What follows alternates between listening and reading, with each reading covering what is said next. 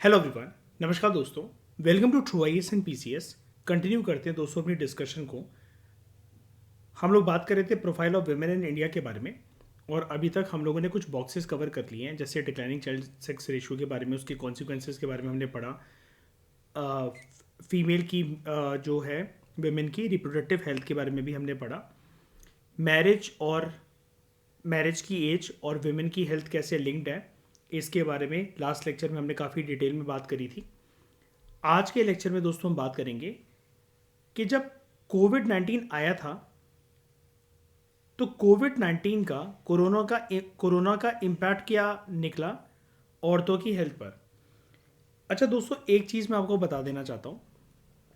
यहाँ पर आप देखो, ये वाला जो डॉक्यूमेंट है ना, ये डॉक्यूमेंट है साल 2020 का।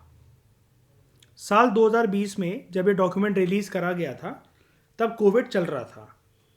तो यहाँ पर आपको जो भी बातें देखने को मिलेंगी तो वो ऐसी देखने को मिलेंगी आपको। उस बॉक्स की जो टोन है, यहाँ पर आप बॉक्स को देखो, ये जो टोन है बॉक्स की, ये ऐसी है कि कोविड चल रहा है। आपको सुन के सारे पॉइंट्स ऐसे लगेंगे, सुनते हो कि चल रहे हैं, लेकिन ये जो कोविड के टाइम पे चल रहा था, तो आप इसके लिए अपनी जो आंसर्स की टोन है उसको पास्ट टेंस में यूज़ करना कि during the covid time this happen to women, they lacked this essential services, उनको ऐसा नहीं मिला, उनके साथ ऐसा हुआ था। तो वो था और थी वाली टोन के अंदर अपने आंसर्स को लिखना। लेकिन अभी जब आप इसको पढ़ोगे तो ये प्रेजेंट टेंस में लिखे हुए हैं सारे के सारे, ठीक है। तो यहाँ पर ये जो लिखा हुआ है, क्योंकि ये डॉक्यूमेंट 2020 का है, तो यहाँ पर कंफ्यूज नहीं होना है आपको बिल्कुल भी, ओके। तो हम पढ़ते हैं कि लिंक क्या है कोविड-19 और विमेन की हेल्थ में, क्या हुआ था वहाँ पर ओवरऑल। देखो, कोविड का जो सिनेरियो था, जो मंजर था, हम सब ने देखा हुआ है, हम सब जानते हैं। इसके बारे में कोई डिटेल्ड डिस्कशन करने की नीड नहीं है। मुझे कोविड-19 आपको समझाना नहीं है कि कोविड-19 क्या था, वायरस क्या था, क्या हुआ, कितने लोगों की जान गई। हमें उन सब से मतलब नहीं है। हम तो यहाँ पर सिंपली एक लिंक बनाने के लिए बैठे हुए हैं कि कोरोना का औरतों के हेल्थ के ऊपर, औरतों के स्वास्थ्य के ऊपर क्या परिणाम निकला कोरोना का, कोविड-19 का। जहां पर कोविड कुछ लोगों के लिए, स्पेशली रिच सेक्शंस के लिए, एक ऐसा समय था कि वो उनके लिए एक लेजर एक्टिविटी थी। मस्ती में लोग घर पे बैठे हुए हैं, एंजॉय कर रहे हैं, खाना पीना चल रहा है, रोज अलग अलग प्रकार के पकवान बन रहे हैं। बच्चे ऐसी फैमिलीज के, रिच फैमिलीज के, ये चाह रहे हैं कि यार स्कूल जीवन में कभी भी ना खुलें कोविड के बाद, या कोविड जो है वो एक्सटेंड होता रहे, कोविड के बाद कुछ और बीमारी आ जाए, हमें स्कूल ना जाना पड़े, कॉलेज ना जाना पड़े।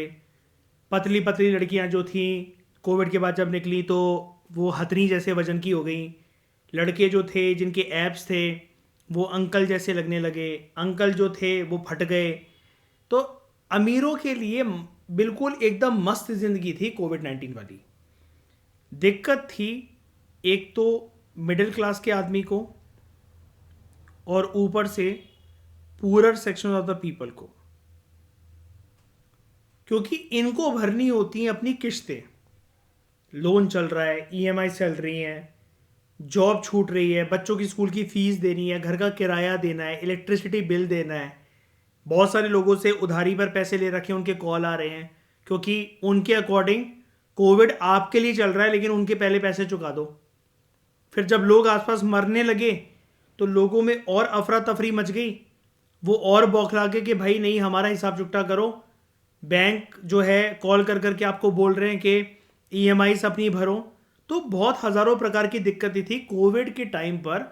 जो पर्सन रिलैक्सिंग तरीके से सोया है या सोई है, एक तो है वो रिच लोग, प्लस जिनके पास उस टाइम पर सरकारी नौकरी थी, वो और उनके परिवार वाले। बस ये दो ही sections of the society Bharat के अंदर थे। या तो बहुत ज़्यादा जिनके पास पैसा था, या जिनके पिताजी की या माताजी की सरकारी नौकरी थी, या फिर खुद वो सरकारी नौकरी में थे और अपने घर परिवार वालों को आराम से संभाल रहे थे, क्योंकि इन लोगों को मिल रही थी फ्री में सैलरी, कोई टेंशन नहीं थी, सब कुछ, पूरी दुनिया ही बंद थी। और अमीर लोगों के पास था बहुत ज़्यादा पैसा, तो उनको कोई टेंशन नहीं थी। टेंशन थी मिडिल क्लास लोगों को और पुअर लोगों को, ठीक है। ये तो हो गया एक जनरल बात। लेकिन आप कहोगे सर अब ये वाली बात करने का क्या मतलब है, आप तो हम तो यहाँ पर ये पढ़ रहे हैं ना कि कोविड-19 का इम्पैक्ट औरत की हेल्थ के ऊपर क्या निकला। ये जो इनका इम्पैक्ट है औरतों की हेल्थ के ऊपर कोरोना का, ये इसी से डिराइव होगा। अब दोस्तों बात चाहे रिच फैमिलीज़ की हम करें या ऐसी फैमिलीज़ की करें जहाँ पर आपके पिताजी सरकारी नौकरी के अंदर हैं, माताजी सरकारी नौकरी के अंदर हैं, या आप खुद सरकारी नौकरी के अंदर हो, फ़र्क नहीं पड़ता कि आप नायब नायब तहसीलदार हो, आप सब इंस्पेक्टर हो, आप एसएचओ हो, आप टीआई हो, आप डीएसपी हो, आप एसडीएम हो, आप आईपीएस हो, आईएएस हो, फ़र्क नहीं पड़ता, सरकारी नौकरी मतलब सरकारी नौकरी। और मिडिल और पुअर क्लासेस, ये सारे सेक्शन ऑफ द सोसाइटी प्रभावित थे।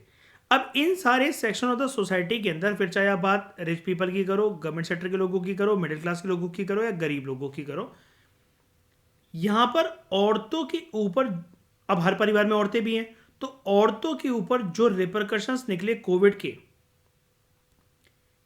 वो ये थे कि काफी लोग ये बोलते हैं कि औरतों को एक रिलैक्सेशन मिला। ठीक है, बहुत सालों से जो औरतें लगातार घर के कामकाज में बिजी थी, शेड्यूल में बिजी थी, उनको एक ब्रेक मिला लाइफ में, उनको एक रिलैक्सेशन वाली फीलिंग मिली। हाँ, इस रिलैक्सेशन में आप ये कह सकते हो कि औरतों की आदत ये होती है कि रिलैक्सिंग सिचुएशन में भी टेंशन लेने की या छोटी बात को बड़ी बात बनाने की, मतलब मैं ये क्या कहना चाह रहा हूँ, ये साइकोलॉजिस्ट ने बेसिकली ये रिपोर्ट, इस प्रकार की रिपोर्ट जो है वो प्रस्तुत करी थी, उसके पर्सपेक्टिव से मैं बता रहा हूँ। मैं यहाँ पर कोई भी अपने पर्सनल ओपिनियन की बात नहीं कर रहा हूँ। मतलब रिलैक्सेशन में भी विमेन अनरिलैक्स या फिर अनईजी कैसे थी कि घर पे उनको लगा कि यार ये सब बच्चे बच्चे स्कूल जाते थे, कॉलेज जाते थे, बेटा बेटी और हस्बैंड जॉब पे निकल जाते थे, तो एक शेड्यूल रहता था, एक रूटीन रहता था। अब ये घर पे ही बैठे हुए हैं तो कभी भी डिमांड कर रहे हैं कि मम्मी ये बना दो, वो बना दो, ऐसा कर दो, वैसा कर दो। तो एक तो ये हो गया। लेकिन ये भी जो है कि जो लोग डिमांड कर पा रहे हैं औरतों से कि मम्मी ये बना दो, वो बना दो, ऐसा कर दो, वैसा कर दो, और घर पे सब लोग अलग अलग प्रकार के पकवान बना रहे हैं, सब लोग बैठ के पिक्चर देख रहे हैं, सब लोगों ने अमेजन प्राइम का, नेटफ्लिक्स का कनेक्शन ले लिया। तो ये सब भी rich section of the society या जो सरकारी नौकरी में जो थे, उधर की औरतें ये मजे कर पाई हैं वाले रिलैक्सेशन वाले। लेकिन जब बात आती है मिडिल और poor section of the society की, इवन यहां पर rich section of the society की और गवर्नमेंट सेक्टर, क्या कोई आदमी मतलब आपके खानदान में है, आपका वो हस्बैंड है या खुद औरत है, उनके साथ ये वाली सिचुएशन जो कोविड-19 की थी, it was a very bad experience for them. क्योंकि कोविड-19 के टाइम पर, कोरोना के टाइम पर कुछ औरतों के साथ क्या हुआ कि जब तक उनके हस्बैंड घर से बाहर जाते थे ना, तब तक वो बिजी रहते थे। रात को आए, अपना आराम से अपना पैग वैग बनाकर, दारू पी के थोड़ी सी 2-3 सिगरेट फूंक कर सो गए। लेकिन बहुत सारी औरतों ने कोरोना के टाइम पर ये वाली चीज़ भी एक्सपीरियंस करी कि जब मर्द उनके घर पे बैठे हुए थे, और जिन औरतों को अपने मर्दों की शक्ल पसंद नहीं थी, अब वो घर पे बैठ के 24 घंटे दारू पीते थे। दारू नहीं भी पी रहे हैं तो कुछ कुछ मर्दों की आदत होती है बिना बात के अपनी बीवियों के साथ कलेश करने की, तो कलेश करते थे। अब कोविड के टाइम पर साइकोलॉजिस्ट और सोशियोलॉजिस्ट की बहुत सारी केस स्टडीज हमें ये भी बयां करती हैं, ये भी बताती हैं कि ये बैड एक्सपीरियंस इसलिए था क्योंकि बहुत सारी औरतें जो कोविड से पहले पिटती नहीं थी, वो पिटने लगी घर पे बैठ के। कि 24 घंटे मियां बीवी अगर एक दूसरे की शक्ल देख रहे हैं तो भाई कोई प्यार तो होता नहीं है किसी को इतने टाइम तक जर्नली।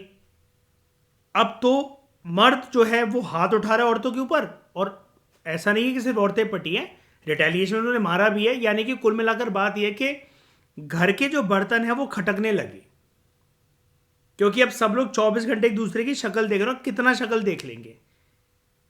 और जो दारू पी रहे हैं घर पे बैठ के, तो वो और ज्यादा मिसबिहेव करते थे अपनी वाइफ्स के साथ, अपनी घर की बेटियों के साथ, अपनी घर की औरतों के साथ।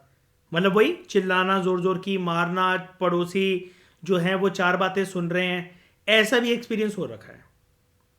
तो ये जो चीज़ है, ये तो एक साइकोलॉजिकल एक्सपीरियंस के तौर पर मैंने आपको बताई औरतों के साथ। लेकिन एक दिक्कत ये थी कि उनकी ओवरऑल जो हेल्थ है वो बहुत ज़्यादा टारनिश हुई कोविड के टाइम पर। अब हेल्थ के अंदर, जैसा कि दोस्तों मैं आपको बताता हूँ कि यूपीएससी में कभी भी जो हेल्थ की बात आती है तो आप उसको कृपया करके बायोलॉजिकल हेल्थ कंसिडर ना करा करें। हेल्थ का मतलब सिर्फ बायोलॉजिकल हेल्थ नहीं होता, जिसको आप मतलब नॉर्मली क्या कहते हो, फिजिकल हेल्थ। हेल्थ के अंदर सबसे इंपॉर्टेंट डायमेंशन जो आता है वो अपार्ट फ्रॉम फिजिकल हेल्थ आपके मेंटल और साइकोलॉजिकल हेल्थ का भी डायमेंशन आता है। तो कोविड-19 के टाइम पर कुछ कुछ घटनाक्रम औरतों के साथ ऐसे हुए, अब वो मतलब जो घटनाक्रम है वो घर परिवार वालों की वजह से नहीं थे, वो बाहर जो घर के बाहर रेस्ट्रिक्शंस लग रही थी, उन रेस्ट्रिक्शंस की वजह से, उस कानूनी व्यवस्था की वजह से ये जो इंपैक्ट हैं औरतों को नेगेटिव तरीके से प्रभावित करते थे कोविड के टाइम पर।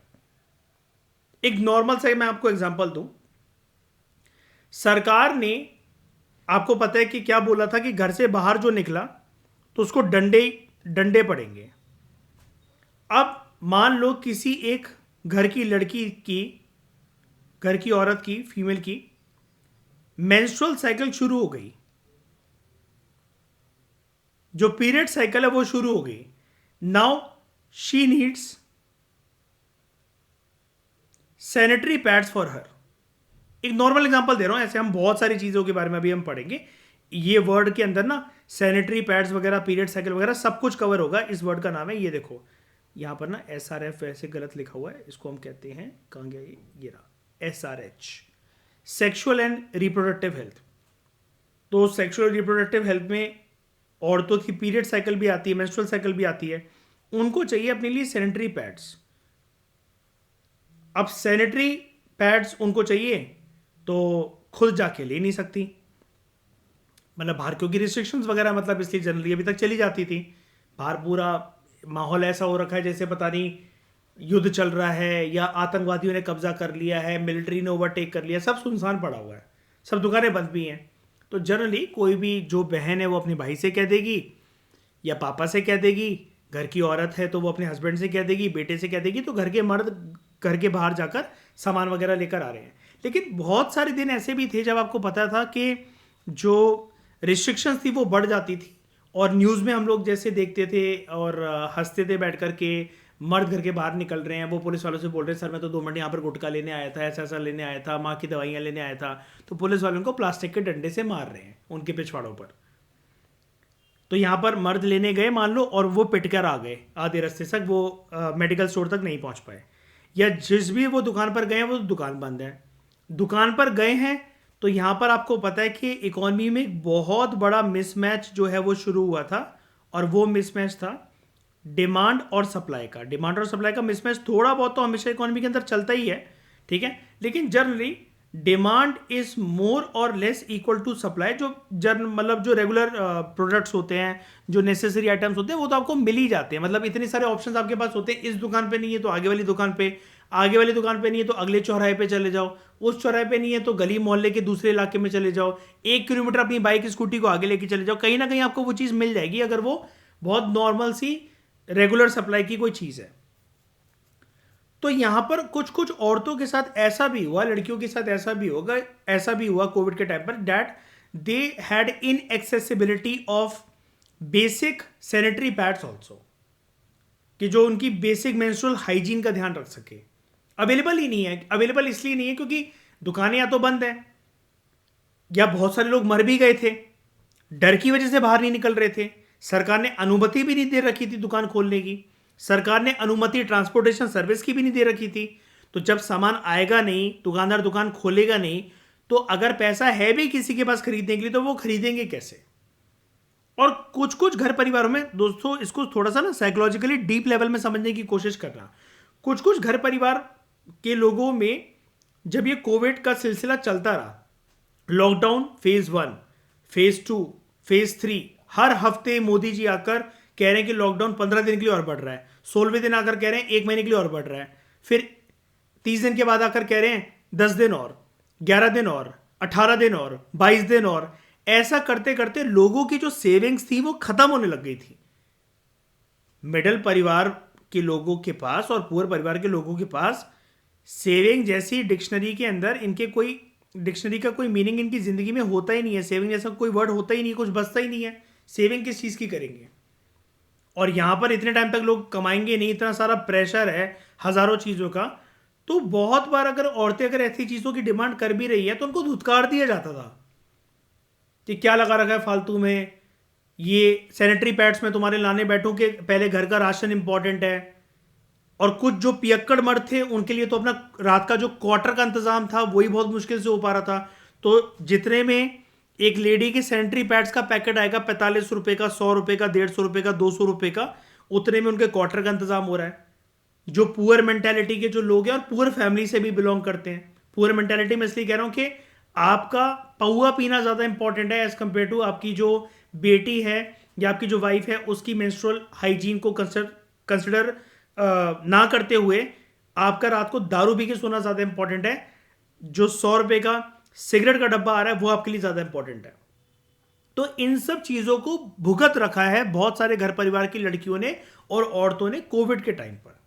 अब यही सारी जो चीजें मैंने आपको बता दी, जो एक ओवरव्यू दे दिया, इसी के अलग अलग पहलू, अलग अलग रंग रूप, पॉइंट्स बनाकर यहां पर आपसे डिस्कस कर रखे हैं राइटर ने।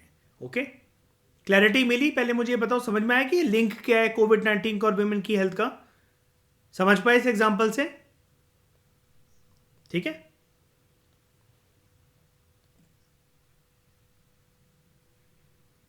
हाँ कोविड ने, हाँ कोविड ने मतलब काफी हद तक ये भी एक्सपोज करा कि अभी तक जैसे मतलब मान लो कि मर्द और औरत एक दूसरे से चिढ़ते हैं घर परिवार में, हस्बैंड वाइफ मतलब बात नहीं करते हैं, ठीक है, क्योंकि हस्बैंड चले जाता है काम पर, वाइफ टिफिन विफिन बनाकर पैक करके दे देती है, रात को बस आते हैं, आता है मर्द खाना वाना लगाकर टीवी देखकर कपिल शर्मा शो देखकर न्यूज़ चैनल देखकर सो जाता है।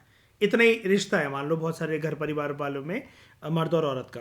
लेकिन अब जो वो मर्द पूरे दिन घर पे बैठेगा और औरतों से उल्टी सीधी फरमाइश करेगा, ये बना दो वो बना दो, या दारू पीकर बैठा हुआ है तो वो खटकेगा, है ना।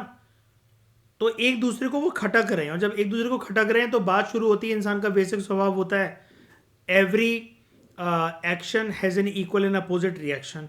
तो वो कुछ बोलेगा, 5 बातें उसकी औरत बोलेगी, दोनों में लड़ाई होगी। लड़ाई होते होते एक जो निकम्मे मर्द होते हैं, जो कॉवर्ड मर्द होते हैं, डरपोक मर्द होते हैं, जिनका ईगो बहुत ज़्यादा इंपॉर्टेंट होता है, उनसे बातें सुनी नहीं जाती, सहन शक्ति नहीं होती है, तो वो सीधा हाथ छोड़ देते हैं लड़कियों पर, औरतों पर, अपनी बेटियों पर।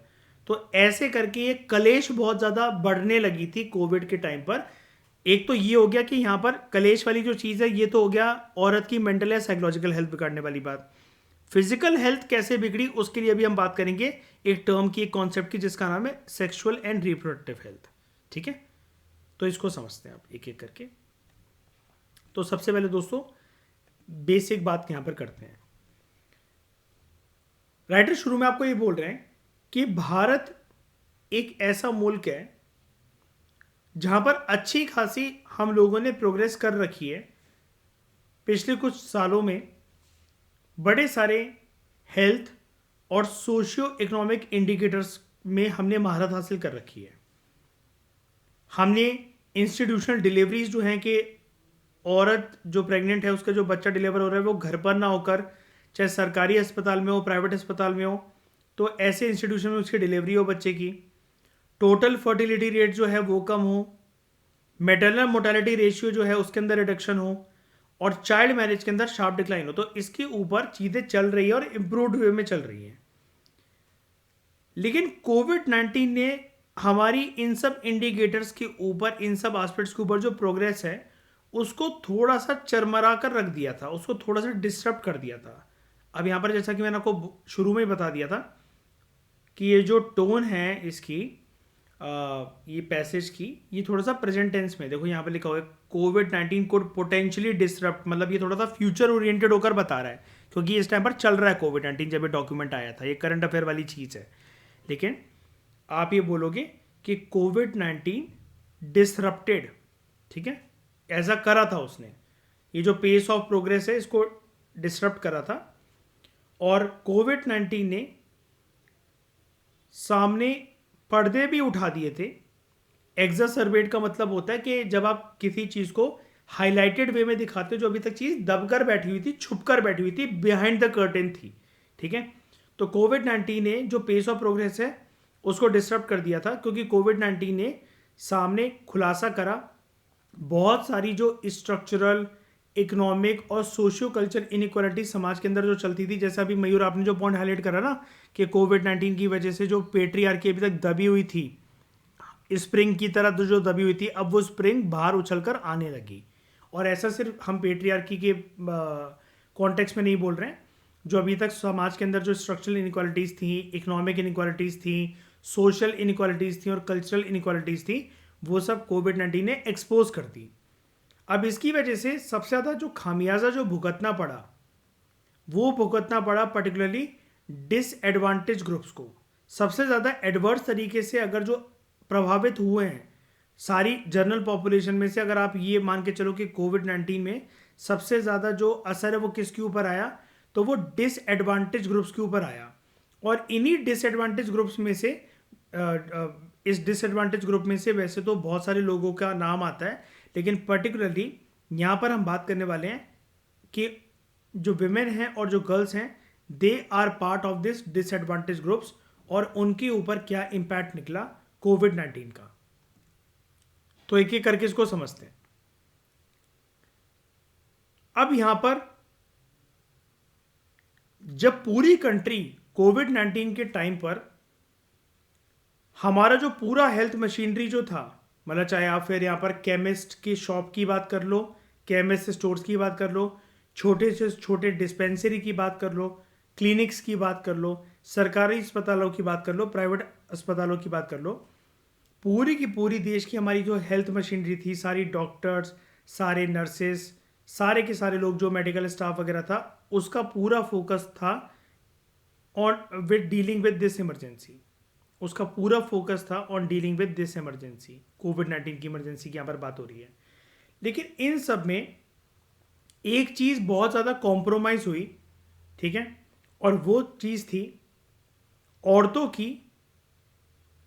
औरतों का एक्सेस और औरतों की सेक्सुअल और रिप्रोडक्टिव हेल्थ, औरतों की सेक्सुअल और रिप्रोडक्टिव हेल्थ सर्विसेज, जिसको हम कहते हैं sexual and reproductive health services. यहां पर SRF नहीं होना चाहिए, यहां पर नीचे सही लिखा हुआ है SRH सर्विसेज होना चाहिए, क्योंकि फुल फॉर्म है sexual and reproductive health, SRH services.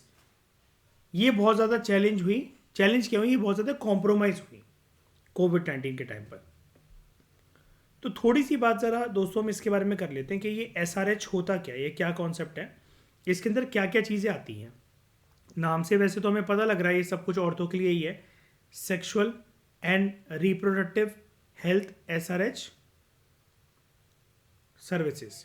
किस प्रकार की सर्विसेज के बारे में यहाँ पर बात होती है, तो यहाँ पर बेसिकली कोई भी ऐसी चीज़ जो कि औरतों की सेक्सुअल हेल्थ और रिप्रोडक्टिव हेल्थ के साथ कनेक्टेड है, और वो जो सारी सर्विसेज हैं जो कि औरतों की सेक्सुअल हेल्थ और रिप्रोडक्टिव हेल्थ से कंसर्न है, वो सारी सर्विसेज वो सिंपली SRH सर्विसेज का पार्ट होती है। जैसे औरतों के पास एक्सेसिबिलिटी होनी चाहिए regarding information about their sexual health and reproductive health, information का एक्सेस होना चाहिए। अब ये सब कुछ आपको कोविड-19 के सिनेरियो से रिलेट करना है कि इंफॉर्मेशन का एक्सेस जैसे कैसे होता है। एक औरत जैसे मान लो प्रेग्नेंट है, तो वो कैसे इंश्योर करेगी कि इंफॉर्मेशन, मतलब इंश्योर कैसे करेगी, उसको ज्ञान तो होना चाहिए कि उसका बेबी उसकी कोख में सुरक्षित है कि नहीं है। कैसे इंश्योर करेगी, अल्ट्रासाउंड करवाकर।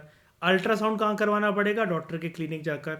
लेकिन कोविड-19 में तो लॉकडाउन लगा हुआ था ना, सब कुछ बंद है, सब कुछ बंद चल रहा है कोविड-19 के टाइम पर। अगर मान लो कि अभी हम कोविड-19 के सिनेरियो में, तो सब कुछ बंद है, आप जाओगे कैसे, आप वहाँ पर जाओगे, चलो चले भी गए आप वहाँ पर, तो हॉस्पिटल का स्टाफ ऑक्यूपाइड है। कोविड के पेशेंट्स की हर एक अस्पताल में, क्लिनिक में आप संख्या जानते हो ना कितनी ज़्यादा थी, कतारों में लोग लगते थे। और वहाँ पर जनरली अभी आप जैसे क्लिनिक पे टोकन लेकर, नंबर लेकर बैठ जाते हो, छोटे से डिस्पेंसरी में कब आपका नंबर आएगा, तो लोग मास्क वास्क लगाकर, डॉक्टर PPE किट वगैरह पहनकर, या नॉर्मल किसी आप क्लिनिक में जा रहे हो तो वो अपने ग्लव्स वगैरह का इस्तेमाल कर कोसों दूर का एक डिस्टेंस आपसे मेंटेन करता था डॉक्टर। ये चीज़ें आपको पता ही हैं। और आप बाकी पेशेंट से भी डिस्टेंस मेंटेन करोगे, और जब तक आपका नंबर आएगा तो टाइम लग जाएगा। कभी कभार आप वहाँ पर पहुँचोगे अस्पताल वगैरह, तो आपको रिप्लाई मिलेगा डॉक्टर साहब बिजी हैं, अभी कोविड के पेशेंट्स आ रहे हैं, आप लोग कल आना। कल सुबह जाओगे तो वो कहेंगे शाम को आना, शाम को जाओगे तो वो कहेंगे 2 दिन के बाद आना। तो जो प्रेग्नेंट औरतें हैं या जिनकी कोई सेक्सुअल हेल्थ कॉम्प्रोमाइज़ हो रही है, तो यार उनके साथ तो बहुत बुरा हुआ ना। यानी कि आप यहाँ पर किसी प्रेग्नेंट औरत को ये नहीं बोल सकते ना कि कल आना, परसों आना, नरसों आना, डॉक्टर साहब अभी है नहीं, डॉक्टर साहब अभी बिजी है। लेकिन पूरा देश, जैसा कि हमने पढ़ा, हमारे पूरे देश का ये जो यहाँ पर एक लाइन थी ना, हमारे देश में पूरा का पूरा जो, हाँ, हेल्थ मशीनरी थी, पूरे देश की जो एंटायर हेल्थ मशीनरी थी, वो पूरी तरीके से फोकस थी on dealing with the covid emergency. तो इन सब चीज़ों के लिए अगर औरत वगैरह जा रही हैं क्लिनिक वगैरह, या उनको अल्ट्रासाउंड वगैरह करवाना है, तो ध्यान देने के लिए कोई डॉक्टर वगैरह है ही नहीं। ये चीज़ है, ठीक है। तो एक तो इन्फॉर्मेशन होनी चाहिए। मेरा सेक्सुअल एंड रिप्रोडक्टिव हेल्थ के अंदर एक तो आता है कि एक्सेसिबिलिटी टू इन्फॉर्मेशन। फिर आता है कि एक औरत अपनी सेक्सुअल और रिप्रोडक्टिव हेल्थ के रिगार्डिंग किसी डॉक्टर से या फिजिशियन से काउंसलिंग कर सके, अपनी काउंसलिंग करवा सके। उसको जो भी डाउट्स हैं या कोई भी जो चीज़ उसको पूछनी है, कोई भी जो पर्सनल बात उसको करनी है, तो वो बेझिझक होकर कर सके। लेकिन काउंसलिंग तो तब होगी ना जब सामने कोई पर्सन अवेलेबल होगा। और मैंने आपको क्या बताया इस पूरे टॉपिक को, वैसे मैं आपको बेसिक्स ही समझा रहा हूँ sexual and reproductive health services के। ये तो जनरल टर्म यूज़ होती है, ऐसा नहीं है कि कोविड-19 के अंदर ये टर्म यूज़ हो रही है। तो जनरली आप भी अगर महिला हो, आप भी अगर जा रहे हो डॉक्टर के पास, अगर ये पूछने के उनसे कह रहे हो कि अंकल या सर, जो भी आपको डॉक्टर को बोलना है कि सर, अंकल, मेरी पीरियड्स की साइकिल जो है, मेंस्ट्रुअल साइकिल, इतने इतने टाइम तक शुरू हो जाती थी, लेकिन अब मेरे जो पीरियड्स हैं वो 15-15 दिन बाद होते हैं, जल्दी भी शुरू हो जाते हैं, फ्रीक्वेंटली होते रहते हैं कि मेरे 5 दिन पीरियड्स हुए, फिर रुककर दोबारा से होने लग जाते हैं, फिर 2 महीने का ब्रेक आ जाता है। तो क्या हो रहा है मेरे साथ? क्या मुझे कोई पीसीओएस या पीसीओडी कोई दिक्कत तो नहीं है? अगर आप ऐसी बातें अपने किसी फिजिशियन या डॉक्टर से कर रहे हो ना, तो that means you are seeking SRH services simply. अगर आपका ये कोई भी डाउट आता है ऐसे कोई भी किसी भी अपनी सेक्सुअल हेल्थ या रिप्रोडक्टिव हेल्थ के रिगार्डिंग, जैसे अगर आप प्रेग्नेंट हो तो आप मान लो कि अपने फिजिशियन से, अपने डॉक्टर से ये बात कर रहे हो कि मैम, बच्चा जो है रात को थोड़ा सा किक मारता है और थोड़ा सा दर्द होता है, कभी कभार लेबर पेन स्टार्ट हो जाता है, और कभी कभार असहनीय दर्द होता है, ऐसा लग रहा है पेट में गोल गोल घूमता रहता है, चक्कर काट रहा है, पता नहीं फुटबॉल खेल रहा है, क्या कर रहा है। तो ये इज़ इट ओके, ये नॉर्मल है? क्योंकि एक माँ बनने के टाइम पर बहुत हज़ारों प्रकार के सवाल जवाब आते हैं, और आजकल तो यूट्यूब पे कोई कुछ भी डाल देता है, फेसबुक पे कोई कुछ भी डाल देता है। तो आप अपने फिजिशियन से कंसल्ट करते हो, है ना। तो जब आप अपने फिजिशियन को कंसल्ट कर रहे थे चीज़ पूछने के लिए कि बच्चा मैम पेट में लात मारता है, कभी कभार रात को बहुत ज़्यादा दर्द होता है, तो इज़ इट नॉर्मल कि या फिर मतलब मेरे को इसलिए थोड़ा सा डाउट था और हस्बैंड को भी ऐसा लग रहा था, तो हम लोग इसलिए आपके पास आ गए कि एक बारी डॉक्टर साहिबा से पूछ लेते हैं कि मतलब ये सब कुछ नॉर्मल है, तो आप हमें बता दो। तो जब आप ऐसी बातें अपने डॉक्टर से कर रहे हो, तो that means you are seeking sexual and reproductive health services simply. Clear हुआ कि ये क्या होती हैं सर्विसेज? इन्हीं मतलब अब सर्विस के अंदर यही बस हम अंग्रेजी नाम पढ़ने वाले हैं। आकांक्षा, रिया, मयूर, क्लियर हो गया क्या होता है ये? कोई डाउट? ठीक है रिया, क्लियर है ना? गुड। तो यहाँ पर एक तो हमने बात की इन्फॉर्मेशन के बारे में, काउंसलिंग के बारे में। उसके बाद एक औरत को जो मेडिकल केयर है, जो मेडिकल केयर है वो मिलनी चाहिए, ठीक है, ताकि एक औरत की, एक फीमेल की ओवरऑल जो सेक्सुअल हेल्थ है और जो रिप्रोडक्टिव हेल्थ है, ठीक है, वो अच्छी रहे, ठीक है, और वो सेटिस्फाइड भी रहे अपने बारे में डिस्कस करके, जो भी उसके शरीर में जो प्रक्रिया चल रही है या उसको कोई डाउट है किसी भी चीज़ के रिगार्डिंग, तो वो कंसल्ट कर सके। अब इसको कोविड-19 से लिंक करो। कोविड-19 के टाइम पर ना इन्फॉर्मेशन की एक्सेस है, ना काउंसलिंग की एक्सेस है, ना मेडिकल केयर प्रॉपर तरीके से मिल पा रही है, क्योंकि मेडिकल फैसिलिटीज़ अगर ओपन है भी तो वो तो सिर्फ कोविड-19 के पेशेंट्स के लिए ओपन है। तो ये जो सर्विसेज अगर किसी औरत को मिलती हैं, तो इससे होता क्या है? मतलब ये हम एसआरएच का जो कंसेप्ट है इसके बारे में बात ही क्यों करते हैं?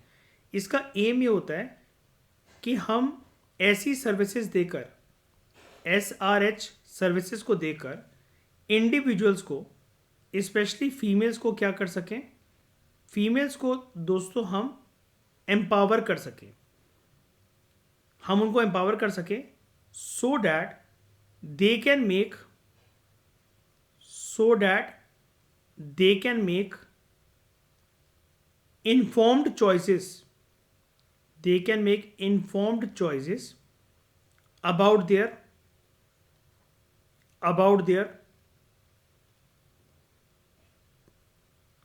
sexual lives and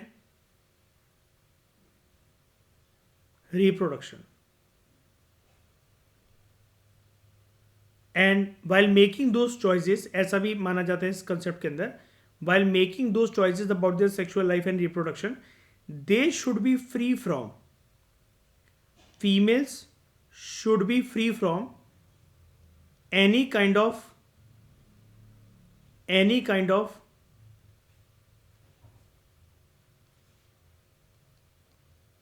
discrimination, coercion का मतलब होता है जोर जबरदस्ती नहीं होनी चाहिए, और किसी भी प्रकार का उनके साथ कोई वॉयलेंस नहीं होना चाहिए। अब ये वाली बातें क्यों लिखी हुई हैं यहाँ पर, coercion, डिस्क्रिमिनेशन या वॉयलेंस? क्योंकि अगर किसी औरत को अपनी सेक्सुअल हेल्थ या रिप्रोडक्टिव हेल्थ के बारे में जब भी फिजिशियन को कंसल्ट करना है, तो घर के लोगों की रिस्पॉन्सिबिलिटी बनती है कि अगर आपके घर में कोई बेटी है, आपकी कोई बहू है, कोई भी लेडी है, आप उसको लेकर जाओ डॉक्टर के पास अगर उसको ऐसा लग रहा है कि she needs to consult a doctor. ये नहीं कि जब तक घर में कलेश नहीं हो रही है, जब तक वो चिल्ला के आपसे कहने लगे, या जब तक उसकी हेल्थ ना बिगड़ जाए या वो मरने जैसी हालत में ना पहुंच जाए, आप उसको सिर्फ तभी लेकर जा रहे हो, या प्रॉब्लम कोई बहुत बड़ी बन गई, ठीक है, with respect to her sexual health, या फिर उसका बच्चा जो है वो अनसेफ हो गया तभी आप उसको लेकर जा रहे हो। तो ये नहीं होना चाहिए। जब एक औरत को लग रहा है तो she should be free in her home, अगर वो अनमैरिड है या मैरिड है, कि उसको किसी एक फिजिशियन को, एक डॉक्टर को, मेल डॉक्टर हो फीमेल डॉक्टर हो, अगर उसको कंसल्ट करना है तो वो कर सके फ्रीली। उसे जो भी अपनी बॉडी के रिगार्डिंग कोई भी डाउट्स अगर आ रहे हैं, specially with respect to her body, कोई सेक्सुअल हेल्थ के रिगार्डिंग कोई डाउट है या रिप्रोडक्टिव हेल्थ के रिगार्डिंग कोई डाउट है, तो वो आराम से डॉक्टर को जाके कंसल्ट कर सके। यहाँ पर घर के अंदर कोई कलेशबाजी नहीं होनी चाहिए कि कलेश कर जब तक जैसे बाकी घर के लोग जो हैं वो उसको फिर कहने लगे। यहाँ पर डिस्क्रिमिनेशन कर्जन वॉयलेंस का मतलब ये भी कि उसको वो कहने लगे कि हाँ अभी सैलरी आने दो तब लेकर चलेंगे, अभी पैसे आने दो तब लेकर चलेंगे, अभी रहन दो, तुम ये काढ़ा पी लो और ऐसा कर लो वैसा कर लो, सही से खाया करो, रात को सही टाइम पे खाना खा लो। तो घर वालों को डॉक्टर नहीं बनना है, डॉक्टर के पास जाकर डॉक्टर बताएगा कि उसके साथ ऐसा क्यों हो रहा है या फिर why she is feeling this. तो एक बार वो डॉक्टर के मुंह से सुनकर सेटिस्फाई होनी चाहिए। देसी नुस्खे मत बताओ उसको with respect to sexual health and reproductive health, ऐसा कर लो वैसा कर लो, तुम्हें तो खर्चा करवाने की आदत पड़ गई है। तो कलेश कर ही उसको सुनाकर मत लेकर जाओ डॉक्टर के पास। ये है कहने का मतलब। इस कॉन्सेप्ट के अंदर ये वाली बातें भी आती हैं, ये वाला एंगल भी आता है। अब यहां पर अगर हम कुछ की कंपोनेंट्स की बात करें जो एसआरएच का पार्ट है, sexual and reproductive health services का पार्ट है, तो इसके अंदर अगर हम कुछ इंपॉर्टेंट की कंपोनेंट्स को देखें, और की कंपोनेंट्स के अंदर जनरली उन सभी प्रकार की सर्विसेज की ही बात आती है जो कि औरतें एक्सेस कर सकती हैं अंडर दिस एसआरएच सर्विसेज। तो एक तो जैसा कि मैंने आपको बताया, she should have information and education on various aspects and topics with respect to those are concerned with sexual health matters and reproductive health matters, ठीक है। और सेक्स एजुकेशन भी होनी चाहिए एडोलेसेंट्स के लिए इन द स्कूल करिकुलम। मतलब ये वाली जो चीज़ होती है sexual and reproductive health services, SRH का कॉन्सेप्ट ये भी कहता है कि ये वाली चीज़ ज़रूरी नहीं है कि जब कोई परेशानी में आए, दुख तकलीफ में आए, या कोई माँ बनना चाह रहा हो तभी वो एक्सेस कर रहा है जब डॉक्टर को with respect to her sexual health and reproductive health, तो ही उसको एसआरएच सर्विसेज का पार्ट माना जाएगा। ये एसआरएच के बारे में जागरूकता स्कूल लेवल से ही बच्चों को होनी चाहिए। तो सेक्स एजुकेशन का एक करिकुलम, एक प्रॉपर सब्जेक्ट, एक प्रॉपर बुक जो है वो होनी चाहिए, ताकि बच्चे जो हैं सेक्स एजुकेशन को समझकर थोड़ा सा सेक्सुअली मैच्योर बन सके। अब ये सेक्सुअली मैच्योर बनने से होता क्या, मतलब क्यों बनवाना है बच्चों को सेक्सुअली मैच्योर? समाज तो इन सब चीज़ों के बारे में डिस्कस करने से थोड़ा सा कतराता है, दे फील अनकंफर्टेबल। ये अनकंफर्टेबलनेस के चक्कर में ही बहुत सारे लोगों के बहुत प्रकार के डाउट्स रह जाते हैं और लोग जो है अपनी सेक्सुअल हेल्थ या रिप्रोडक्टिव हेल्थ के बारे में एजम्पशंस कर लेते हैं। It is purely biology, it is purely science. और साइंस के अंदर एजम्पशंस, मनगढ़ंत कहानियाँ, स्टोरी मेकिंग काम नहीं आती हैं। जो फैक्ट होते हैं, जैसा साइंटिस्टों ने डिस्कवर कर रखा है, जो भी उनकी मेहनत है, उसके अकॉर्डिंग आंसर्स और सॉल्यूशंस निकल कर आते हैं। अब जैसे सेक्स एजुकेशन बहुत बार ना रिश्तों को भी बचाने में मदद करता है, बहुत बार रिश्तों को भी बचा सकता है, आपका तलाक होने से बचा सकता है अगर सेक्स एजुकेशन अगर आपको बचपन में मिले तो। कैसे, ये भी चीज़ समझो। देखो, ये इसको मेंस में कभी लिख कर आना, ये ऐसे राइटिंग के अंदर या इंटरव्यू के अंदर यूज़ कर आना, तो आपको देखो बहुत अच्छे मार्क्स मिलेंगे। ये मेरी खुद की बनाई हुई चीज़ है, मैं आपको अपने मतलब ये आपको अपने पर्सनली नोट से, अपने जो मेरे नोट्स हैं उनसे ज्ञान शेयर कर रहा हूँ। आपको बहुत मज़ा आएगा सुनकर इसको।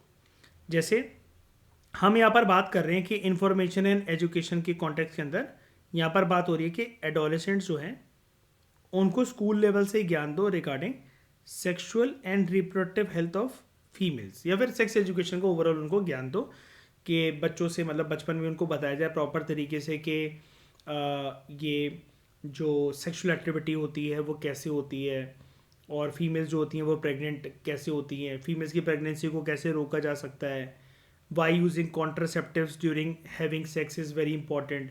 तो ये सब चीज़ों के बारे में बच्चों को जागरूकता जैसे होनी चाहिए। अब जब ये सब चीज़ों के बारे में जागरूकता है तो ये मान लो एक फीमेल है, ये एक मेल है। अब females are passing through the phase of menstrual cycle, they are passing through the phase of menstrual cycle. और यहाँ पर ये एक ऐसा मेल है जिसको सेक्स एजुकेशन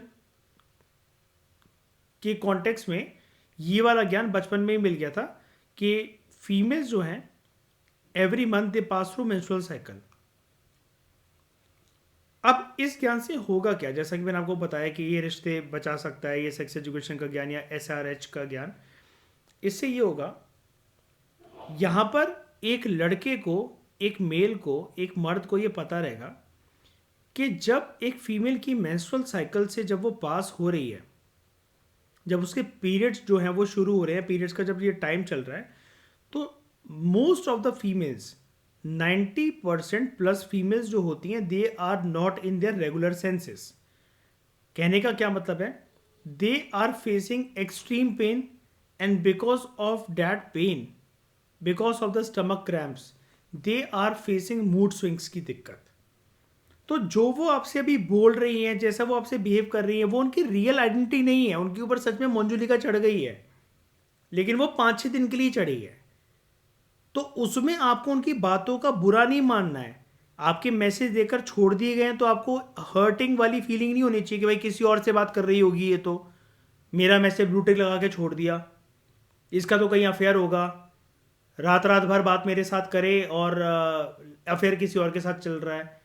ये जो नीचता लेवल की जो सोच मर्दों के मन में उत्पन्न होती है, ये नीच प्रवृत्ति के जो मर्द होते हैं वो औरतों को 2 मिनट में जज करने लग जाते हैं। और क्यों करते हैं? क्योंकि मर्द जाति है बहुत ज़्यादा गवार, और भारत के अंदर है सबसे गवार मर्द पूरे विश्व के। तो यहां पर क्योंकि अगर आप एक लेडी की ये मेंस्ट्रुअल साइकिल को, पीरियड्स की साइकिल को अगर आप समझ गए, तो आप उसके मूड स्विंग्स की भी फिर रिस्पेक्ट करोगे। फिर आपको ये भी समझ में आ जाएगा कि वो मंजुलिका 5-6 दिन के लिए है, मुझे अभी उससे भिड़ना नहीं है, अभी उसकी बातों को माइंड नहीं करना है, चिढ़ना नहीं है, समझना है उसको। एंड बल्कि if you are her classmate, और ये सेक्स एजुकेशन जो आएगी तो ये फिर खुलकर सब लोग मेच्योरिटी से एक दूसरे के साथ डील करेंगे। If you are a male and अगर आप किसी एक लड़की की क्लासमेट हो और वो फ्रीली फिर आपसे डिस्कस कर पा रही है कि यार मुझसे अभी ज़्यादा चैटना मत, I am facing stomach cramps और मुझे फीवरिश फील हो रहा है, मुझे बहुत दर्द हो रहा है, तो you will be you will be in a nature and attitude of helping her out, कि आप फिर उसको, अगर वो आपकी फ्रेंड है, क्लासमेट है, गर्लफ्रेंड है, वाइफ है, तो सेक्स एजुकेशन का ज्ञान तो किसी को कहीं पर भी हो सकता है। और जो आप जिस फीमेल के साथ डील कर रहे हो वो आपके रिश्ते में कुछ भी लग सकती है, बहन लग सकती है, बीवी लग सकती है, दोस्त लग सकती है, रिश्तेदार हो सकती है, गर्लफ्रेंड हो सकती है, कुछ भी हो सकती है। तो आप उसको हॉट वाटर बैग दो, आप उसको बनाना दो, आप उसको डार्क चॉकलेट्स दो, उसका कभी कभार जंक फूड खाने का मन करे आप उसको चिप्स वगैरह के पैकेट ला कर दो। लेकिन उस टाइम पर क्या होता है, लैक ऑफ सेक्स एजुकेशन की वजह से मैं आपको बताता हूं क्या होता है। आपको लगता है कि ये ना औरत मेरी बहुत कलेशन है, ये चिड़चिड़ चिड़चिड़ करते जा रही है, और मैं पूरे दिन आया हूं काम से थक कर। तो आप क्या करोगे, आपको ये पता नहीं है कि ये क्यों क्यों वो चिड़चिड़ कर रही है, और वो आपसे एक्सपेक्ट करेगी कि आप ये चीज समझ जाओ, लेकिन आप समझोगे नहीं क्योंकि आप हो गवार, पढ़े लिखे गवार। क्योंकि दुनिया का सारा ज्ञान तो आप में आ गया, लाख रुपए पर मंथ की नौकरी तो आपकी लग गई, आप आईएएस तो बन गए, लेकिन आप फीमेल की बेसिक नीड्स को नहीं समझ पाए। तो आप हो पढ़े लिखे गवार।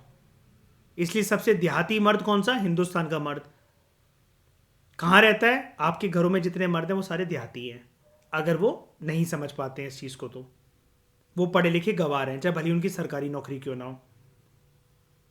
लोग उनकी वाहवाहियां करते होंगे, लेकिन अपनी पत्नी की नजरों में उनसे ज्यादा देहाती कोई नहीं। तो इससे फिर होगा क्या, इससे जब आप एक औरत को, जैसे मतलब मान लो आप ये कहोगे मैं पूरे दिन थक कर आया हूं, आप गिनवाओगे अपने एहसान, वो कर रही है आप पे चिड़चिड़, वो आपको समझाकर भी नहीं समझा सकती कि what is the kind of problem she is facing. अब ये चीज आपके साथ हर महीने होने लगेगी, तो आप उसके पैटर्न को कैच करने लग जाओगे, फिर अपनी गर्लफ्रेंड के पैटर्न को, वाइफ के पैटर्न को, औरत के पैटर्न को, कि यार ये तो बहुत कलेशन है, ये तो रहने लायक ही नहीं है, ऐसी औरतों के साथ तो शादी हो जाए तो जिंदगी बर्बाद हो जाए। कुछ कुछ ऐसी औरतें होती हैं दोस्तों जो बिना मेंस्ट्रुअल साइकिल के भी बहुत कलेशन होती हैं। मध्य प्रदेश की औरतें बहुत सारी ऐसी हैं। आप एमपी की लड़कियों से शादी नहीं करो, ज़्यादा बेटर है, और एम नाम की लड़कियों से शादी ना करो, तो आपका जीवन स्वर्ग है। लेकिन फिर भी अगर आप इस चीज़ को फिर समझने लगे तो you will try to calm her down. आप उसकी केयर करोगे, आप उसको समझाओगे। और अगर मैं स्पिरिचुअलिज्म के पर्सपेक्टिव से दोस्तों बात करूं, ये चीज हमारे धर्म ग्रंथों में भी बहुत बुरी मानी जाती है। अगर आप एक लड़की जिसके पीरियड चल रहे हैं, जिसकी मेंस्ट्रुअल साइकिल चल रही है, आप उसके ऊपर हाथ उठा दो, अगर आपको बर्बाद होना ना बहुत जल्दी, जैसे कहते हैं कि कम बैक करना है, अगर आपको बहुत जल्दी बर्बाद होना है तो एक ट्रिक बताता हूं। जिस भी लड़की की मेंस्ट्रुअल साइकिल चल रहे हो, घर में आपकी बहन के, आपकी गर्लफ्रेंड के, वो कुछ करके आप उसके ऊपर हाथ उठा दो अपना, आप चांटा मार दो, उसको धक्का दे दो, या आप उसको कष्ट पहुंचाओ, शारीरिक कष्ट। और जीवन की फिर आप अपनी नैया देखो कैसे आप डाउनफॉल की तरफ जाते हो। ये चीज़ हमारे धर्म ग्रंथों में भी मानी गई है, not only in Hinduism but in various religions of the world. और बहुत सारे मर्दों को जो समझ में नहीं आता ना, वो क्यों बर्बाद हो गए हैं, वो बर्बाद इसलिए हो गए। अब आपको कि सर वो भी तो चिड़चिड़ा रही है मेरी तरफ, तो मैं क्यों नहीं रिप्लाई दूं। She is not in her senses for 5 to 6 days। कुछ कुछ होती हैं जॉली मूड की, लेकिन वो भी जो जॉली मूड है, that is also not her real personality. और ये चीज़ मैं अपने मन से नहीं कह रहा हूं। आप थोड़ा सा गूगल पर जाकर, यूट्यूब पे जाकर उल्टी सीधे कंटेंट के बारे में ना सर्च करके ऐसी ज्ञान की बातें सर्च करोगे ना, तो गूगल आपको भी अच्छे रिजल्ट देगा। आपको समझ में आएगा कि इसके पीछे फंडामेंटल विमेन साइकोलॉजी की फिलॉसफी क्या होती है, ये कैसे वर्क करती है। तभी तो लोग कहते हैं कि females are very unpredictable. No, they are not at all unpredictable. हाँ, कुछ होती हैं जो सर पे चढ़ के बैठना पसंद करती हैं, उनको तो गिरा देना चाहिए। लेकिन औरतों को समझना, इट्स नॉट अनप्रिडिक्टेबल नेचर। आप उनकी मेंस्ट्रुअल साइकिल को समझो और उसके अकॉर्डिंग बाकी 25 दिन आप उनके साथ डील करो। बहुत प्रिडिक्टेबल नेचर आपको समझ में आएगा, बहुत अच्छा पैटर्न आपको समझ में आएगा। किसी भी औरत के साथ आप लॉन्ग लास्टिंग रिलेशनशिप बना सकते हो। जीवन भर आप उसके ऊपर अपनी पर्सनैलिटी का ऐसा इम्पैक्ट छोड़ सकते हो कि वो कभी भी नहीं भूलेगी। एक फीमेल एक फीमेल इस वर्ल्ड में सबसे ज्यादा जो इज्जत करती है और प्यार करती है, वो दो मर्दों से करती है। First her father, second her brother. Reason है, these are the only two males in her life, these are the only two males in her life who love her irrespective of her body, जो उसके शरीर से प्यार नहीं करते। इसलिए अब किसी लड़की के पापा को या भाई को कुछ बोलकर देखो, कच्चा चबा जाएगी आपको और खा लेगी सॉस लगा के। तो ये सब चीज़ें जो हैं वो सेक्स एजुकेशन का पार्ट होती हैं। अब सेक्स एजुकेशन आप समझ रहे हो कि मैं कितना डीप चला गया इस फिलोसफी को डिकोड करने में, लेकिन सेक्स एजुकेशन में ये वाली चीज़ आप सोच के देखो शुरू से कितनी मेच्योरिटी रहेगी अगर ये स्कूल के करिकुलम में ये सब चीज़ें शामिल हो, कि लड़कों को पता रहेगा यार हमारी क्लास की कुछ लड़कियों के पीरियड चल रहे हैं, हमें उनसे ना बदतमीजी से बात नहीं करना, उनकी बल्कि रिस्पेक्ट करनी है। अगर हमारे पास कुछ बनाना या डार्क चॉकलेट वगैरह कुछ है ऐसा कुछ उनको ऑफर करना है, और घर पे जाकर भी अच्छे अच्छे उनको रिप्लाई करने हैं। अगर वो कुछ उल्टा सीधा बोल भी रही हैं, we should not revert back, क्योंकि जब बर्तन खटक रहे होते हैं या कोई भी चीज़ जब ऐसी वॉलेटाइल हो रही होती है, एक जन आकर अगर पीसफुल तरीके से अगर उसको डील कर ले तभी तो शांति आएगी। वरना दोनों ही अगर उत्तेजना के साथ चिल्ला पड़े और अपना ईगो क्लैश दिखा रहे हैं तो फिर उससे बात बिगड़ती है। ये सेक्स एजुकेशन किस तरीके से रिश्तों को बचा सकती है। और अब आप समझ गए होंगे कि डाइवोर्स रेट वगैरह जो हम कहते हैं ना बढ़ रहा है, वो ऐसे ही नहीं बढ़ रहा है। मतलब उसके पीछे बहुत सारे कारण है कि हम अमेरिका का नंगापन जो है वो भारत के कल्चर में अपनाने की कोशिश कर रहे हैं। उल्टी सीधी वेब सीरीज यहाँ पर आती हैं, एडल्ट कंटेंट आता है, सब कुछ बच्चों के लिए एक्सेसिबल है, बहुत सारे फैक्टर्स। लेकिन उनमें से वन ऑफ द फैक्टर ये भी है, there is lack of sex education in India. That is why divorce rate Bharat के अंदर इस वजह से भी बढ़ रहे हैं। जैसा कि मैंने अभी आपको बताया कि आप एक अपनी वाइफ का अपनी गर्लफ्रेंड का एक पैटर्न पकड़ लोगे, तभी तो आपने बहुत ऑफनली ये वाली चीज सुनी होगी कि तुम पहले जैसी ही नहीं रही। जैसे मैंने तुम्हें फर्स्ट डे देखा था, यू वर वेरी स्वीट, मुझे मन करता था गले लगाकर तुम्हें मैं पकड़ कर बैठा रहूं, लेकिन अब तुमसे बात करने का मन नहीं करता because you have become very कलेशन। तो ये जो चीजें होती हैं, ये जो चीजें निकल कर आती हैं, ये आती हैं because of lack of sex education. और सेक्स एजुकेशन में एक मेजर पार्ट जो अंडरस्टैंडिंग का होता है, जो होना चाहिए करिकुलम में, अभी तक ऐसा करिकुलम में कुछ आया नहीं है तो हम इसके ऊपर कमेंट नहीं कर सकते हैं, लेकिन जो आना चाहिए that has to be focused, there has to be dedicated chapter on the menstrual cycle of women and the associated effects of that menstrual cycle. कुछ के ऊपर होता है कि बिल्कुल इफेक्ट नहीं निकलता, वो जैसे आपको पूरे 30 दिन जैसे चिल मिलेंगी वो वैसी चिल रहती हैं, they are in their senses, वैसी आपसे बात करेंगी, कोई चिड़चिड़ाहट नहीं होगी। लेकिन 90% से ज्यादा औरतों के अंदर ये चिड़चिड़ाहट वाला फैक्टर होता है बिकॉज स्टमक क्रैम्प्स उनको बहुत ज्यादा इरिटेट कर रहे होते हैं। और इस औरतों को स्टमक क्रैम्प्स किस हद तक फील होता है, ये चीज ना बॉलीवुड के एक्टर्स, ये अक्षय कुमार और इन सब ने भी एक बारी एक बेल्ट लगा कर के इलेक्ट्रिक करंट पास करे गए थे इनके ऊपर, तो इन्होंने तो मशीन बीच में ही रुकवाती थी। आप वो यूट्यूब पे जाकर वीडियो देखना, इन्होंने बीच में ही मशीन रुकवाती थी कि यार औरतें इतना दर्द सहन कर लेती हैं हर महीने, भाई हमारे बस की नहीं है, रोक दो इसको। 5-6 झटके खाने के बाद ही उनको ये दिखाया गया था कि जेन्युइन जो पेन होता है एक औरत को स्टमक क्रैम्प के टाइम पर, पीरियड्स के टाइम पर, जब उनके स्टमक क्रैम्प्स हो रहे होते हैं तो कितनी इंटेंसिटी का होता है। तो इसको अभिषेक बच्चन, अक्षय कुमार, कोई मूवी आई थिंक हाउसफुल वगैरह कुछ रिलीज होने वाली थी, तब इन्होंने मतलब उसका प्रमोशन के तौर पर इसको वो टेस्ट करा था। रूह कांप गई थी इन सारे मर्दों की। इन्होंने 5-6 शॉक, जो बेल्ट जो वाइब्रेट कर रही थी या कुछ भी हो रहा था, तो इनको बताया गया औरतों के यहाँ दर्द होता है और इतनी इंटेंसिटी का दर्द होता है। 5-6 में तो आंसू निकल गए थे अक्षय कुमार के। वो कहता भाई मुझसे ना हो पाएगा, हाथ जोड़ लिए मैंने, सच में औरतें देवी होती हैं।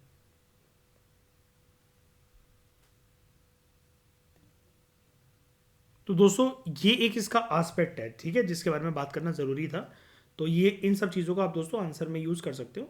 मतलब ये वाली चीज़ें मैं आपका कोई टाइम वेस्ट करने के लिए नहीं बता रहा हूँ, बट आपका दिमाग खुले, because mains is all about thinking, creativity. आपका आंसर दूसरे लोगों से कैसे यूनिक होगा, मैं आज जैसा कि आपको हज़ारों बार बता चुका हूँ, ये डॉक्यूमेंट कोई छुपा छुपा डॉक्यूमेंट नहीं है। आप टेलीग्राम के ग्रुप्स पर जाओगे, इधर उधर जाओगे, आपको ये सब जगह मिल जाएगा। रट्टू तोते इसको लाइन टू लाइन याद भी कर लेंगे।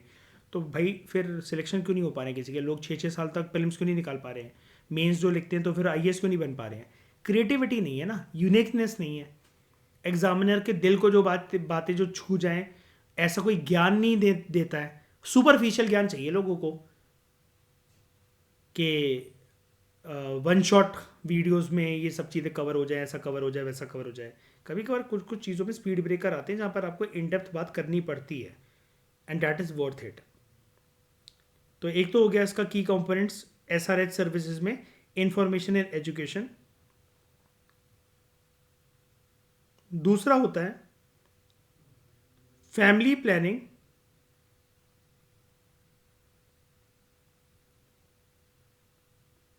फैमिली प्लानिंग एंड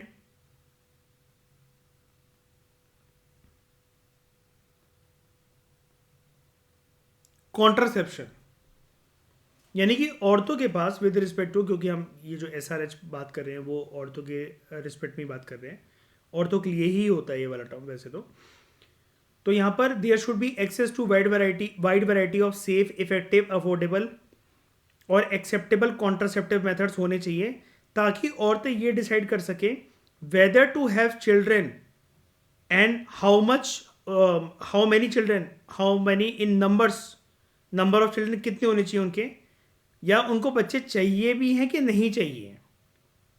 तो ये फैमिली प्लानिंग और कॉन्ट्रासेप्शन भी इसका एक पार्ट है कि it is the bodily integrity, it is the bodily integrity of females which is very important in deciding कि उसको प्रेगनेंसी चाहिए है लाइफ में कि नहीं चाहिए। आपने अगर किसी एक औरत से शादी कर रखी है तो आप उसको कोई खरीद के नहीं ले आए हो। अगर वो ये कह रही है आपसे कि okay I will get physical with you because you are my husband but मैं कभी प्रेग्नेंट नहीं होना चाहती, तो आपको उसमें कोई बुरा मानने वाली कोई बात नहीं है।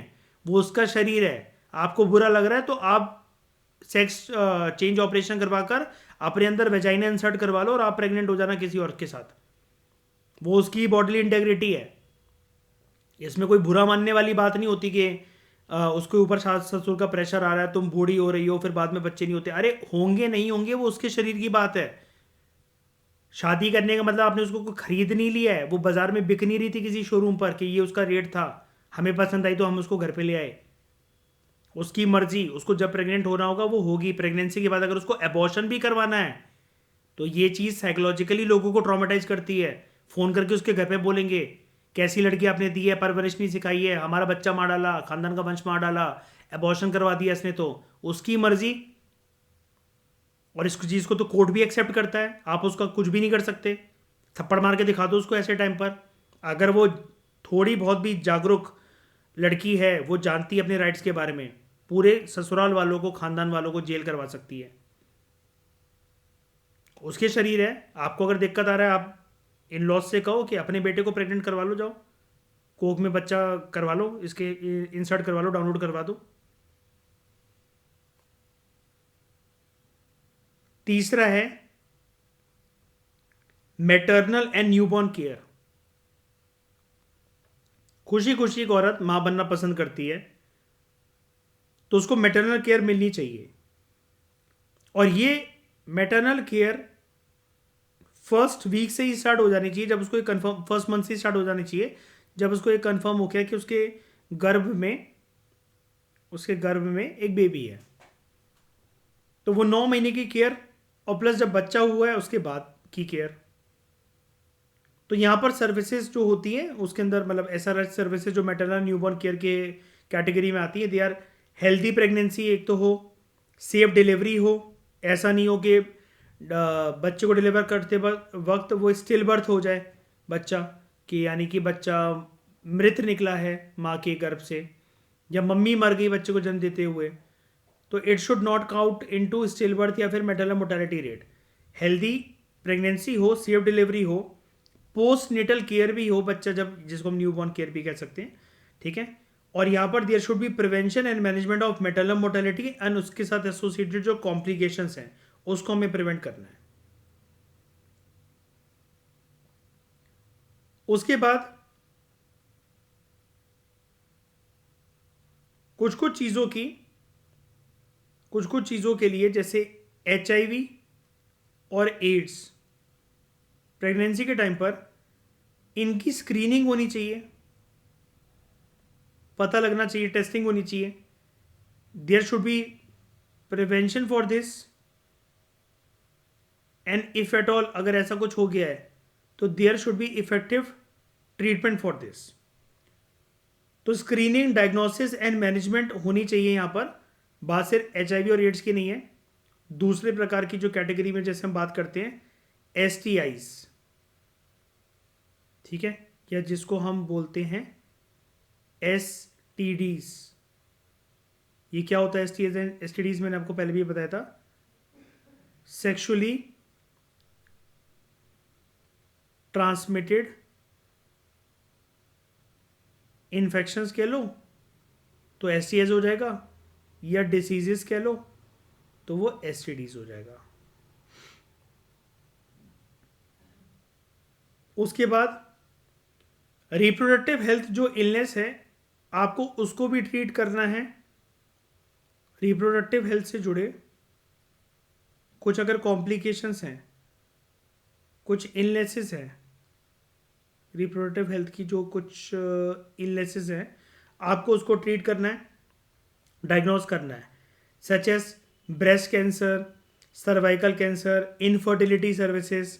तो ये भी एक औरत को पता होना चाहिए कि अगर डॉक्टर ने उसको ये बोल रखा है कि आप नॉर्मल तरीके से कंसीव नहीं कर सकती हैं, यू शुड गो फॉर, क्योंकि आपकी रिप्रोडक्टिव हेल्थ उतनी अच्छी नहीं है, तो you should go for IVF. IVF जानते हो ना, in vitro fertilization, in vitro fertilization. और आईवीएफ करवाने में समाज के लोगों को कोई शर्म नहीं होनी चाहिए कि यहाँ पर क्या होता है कि आउटर बॉडी के बाहर पहले स्पर्म और एग को फ्यूज करवाकर थोड़ा सा एक ऐसा मैच्योर बनाया जाता है, हल्का सा मैच्योर बनाया जाता है, उसके बाद वो कोख में इंसर्ट करा जाता है लेडी की। सिंपल सा प्रोसेस होता है। यानी कि जैसे नॉर्मल प्रोसेस में क्या होता है कि ड्यूरिंग सेक्सुअल इंटरकोर्स मेल के स्पर्म और फीमेल के जो एग होते हैं वो फ्यूज करके आगे चलकर कुछ हफ्तों के बाद वो एम्ब्रॉयो बन जाएगा, है ना। लड़की को उल्टी होगी और वो उल्टी घर में खुशखबरी का संकेत होता है कि लड़की माँ बनने वाली है, जैसे आपने पिक्चरों के अंदर, पुराने जमाने की पिक्चरों के अंदर नौटंकी होते हुए देखी होगी। ठीक है, यहाँ पर क्या होता है कि यहाँ पर आप बॉडी के बाहर लेबोरेटरी कंडीशंस के अंदर आपकी जो डॉक्टर होती है वो स्पर्म और एग को फ्यूज करवा देती है। थोड़ा सा जब वो एग और फ्यूज वो मतलब वो जब फ्यूजन के साथ वो बड़ा हो जाता है तो उसको कुछ डिवाइसेस का इस्तेमाल करके विमेन के वेजाइना के थ्रू उसको इंसर्ट करवा दिया जाता है वॉर्म के अंदर। फिर वो बच्चा थोड़ा सा बड़ा होने के बाद उसके मतलब, अब ऑब्वियस ही बात है वो बच्चा मतलब किसी शेप साइज का नहीं है, हल्का सा बस एक जो एम्ब्रॉयो है वो हल्का सा बड़ा हो गया था, वो डेवलप हो गया था। क्योंकि नॉर्मल प्रोसेस में क्या हो रहा था कि बार बार आपके मिस कैरेज होता जा रहा था। अब वो मिस कैरेज ऐसा ज़रूरी नहीं होता, जैसे पिक्चर में दिखाते हैं कि एक औरत गिर गई, किसी ने उसको मार दिया या कहीं वो फिसल गई तो ही मिस कैरेज होगा। मिस कैरेज मतलब ऐसा भी होता है कि आपकी प्रेगनेंसी चल रही है 1 हफ्ता, 2 हफ्ता, 3 हफ्ता, फिर एकदम से आपका बेबी मर गया। फिर आपने दूसरी बार ट्राई करा, 1 महीने 1.5 महीने का बेबी हो गया था, सब कुछ आप अच्छे से खा रहे थे, सारी दवाइयाँ टाइम पर खा रहे थे, सब बढ़िया था, सब चंगा था, घर में कोई कलिशबाजी नहीं थी, आप कपिल शर्मा शो देख रहे थे, हंस खेल के सोते थे, फिर भी बच्चा मर गया। तो यानी कि फिर डॉक्टर आपको कुछ टाइम के बाद बोल देता है कि नॉर्मल वे से तो आप कंसीव नहीं कर पाओगे, क्योंकि जो आपके बच्चा एग और स्पर्म को फ्यूज करने के बाद जो एम्ब्रॉयो बन रहा है वो वीक बन रहा है, वो सर्वाइव नहीं कर पा रहा है। तो यहाँ पर डॉक्टर पहले आर्टिफिशियल कंडीशंस के अंदर, लेबोरेटरी कंडीशंस के अंदर पहले एम्ब्रॉयो जो है वो डेवलप कर देगा। ठीक है, मतलब वो जो स्पर्म होगा वो आपके हस्बैंड का ही होगा, एग होगा वो आपका ही होगा, बस वो आपके कोक के अंदर बड़ा ना होके पहले कुछ दिनों या हफ्तों के लिए लेबोरेटरी कंडीशन में बड़ा हो रहा है। फिर डॉक्टर कुछ डिवाइसेस का इस्तेमाल करके एक औरत की वेजाइना के थ्रू इंसर्ट कर देता है उस एम्ब्रॉयो को, और फिर वो बच्चा 9 महीने तक वहां पर पनपता रहता है, बड़ा होता रहता है, और फिर चांसेस होते हैं कि बच्चा अच्छे तौर पर, हेल्थी तौर पर डिलीवर हो जाएगा। और ये जो प्रोसेस है, इसी प्रोसेस के थ्रू शाहरुख खान ने अपनी तीसरी औलाद को जन्म दिया है। ठीक है, तीसरी औलाद जो है शाहरुख खान की वो आईवीएफ के थ्रू ही आई है।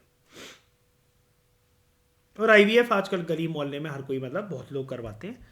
तो इसमें क्योंकि, और वो इसलिए करवाते हैं क्योंकि मॉडर्न लाइफ स्टाइल ऐसी है, डॉक्टर से कहते हैं कि नॉर्मली अगर आपकी एक एज सर्टेन बैरियर को क्रॉस कर जाए तो फिर फीमेल का कंसीव कर पाना थोड़ा सा मुश्किल रहता है। और वो सिर्फ दिक्कत सिर्फ उसकी नहीं होती है फीमेल की, कि यहाँ पर अगर आप ये सोचो कि फीमेल जो है वो कंसीव नहीं कर पा रही है, कभी कभार वो मेल के स्पर्म्स भी इतने वीक हो जाते हैं अगर एक सर्टेन एज अगर मेल अटेन कर जाए कि वो फिर फर्टिलाइज नहीं कर पाते हैं एग के साथ, फीमेल के एग के साथ अच्छे तरीके से मेल के स्पर्म। तो ये मॉडर्न लाइफस्टाइल वगैरह को बोला जाता है कि लोग आजकल ड्रिंकिंग कर रहे हैं, स्मोकिंग कर रहे हैं, बाहर का तला भुना खा रहे हैं। तो अगर अनमैरिड लड़की है तो उसको पीसीओएस और पीसीओडी की दिक्कत हो जाती है। मैरिड लड़की है, जब कपल्स एक्सपेक्ट कर रहे हैं अपना बेबी तो वो कंसीव नहीं हो पा रहा है।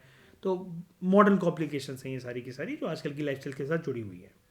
ठीक है, तो ये कुछ दोस्तों की कंपोनेंट्स हैं किसके, यहाँ पर जो हमने बात करी एसएचजी के। उसके बाद यहाँ पर बात इसकी भी आती है की कंपोनेंट्स के अंदर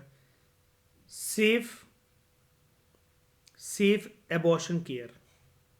अगर एक लड़की को कभी भी, एक औरत को, महिला को कभी भी अगर अपने चाइल्ड को एबॉर्ट करवाना है या फिर काफ़ी लोग अगर उसके ऊपर जैसे इन लॉज कोई सेंटी कार्ड फेंकते हैं कि यार वो औरत के कुछ सपने हैं, कुछ ड्रीम्स हैं, उसने पहले से ही अपने इन लॉज के घर पर हस्बैंड के साथ बात करके रखी हुई थी, अभी उसको करियर के कुछ टाइम तक बेबी नहीं चाहिए, बाद में वो कर लेगी, लेकिन कोइंसिडेंटली इंसिडेंटली वो प्रेग्नेंट हो गई, ठीक है, उसको कुछ हफ्तों के बाद पता लग रहा है that she is expecting a baby, तो वो एबॉर्शन करवा सकती है और एबॉर्शन करवाना उसका एक लीगल राइट है, ठीक है।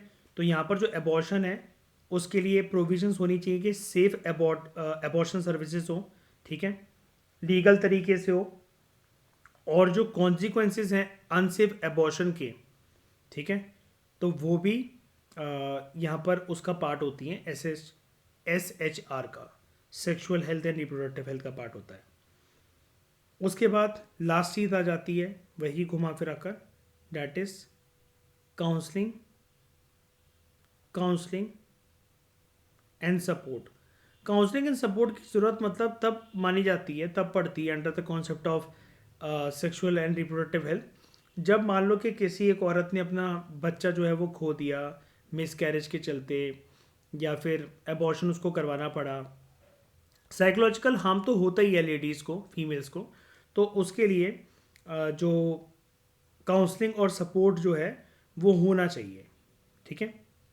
और यहाँ पर एक और चीज़ को अवॉइड करना चाहिए जिसको यूनाइटेड नेशंस एक नाम से पुकारता है, जिसको हम कहते हैं GBV। ये GBV क्या होता है?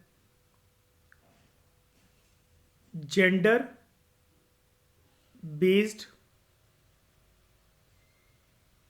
वायलेंस। अब कभी कभार कुछ कुछ औरतों के साथ ऐसे ही घटनाक्रम भी हो जाती है कि जैसे घर पर कलेश, कभी कभार एक औरत प्रेग्नेंट है, प्रेगनेंसी का ख्याल किसी ने रखा नहीं, कलेश चलती जा रही है, हस्बैंड ने या किसी ने भी घर के परिवार के मेंबर ने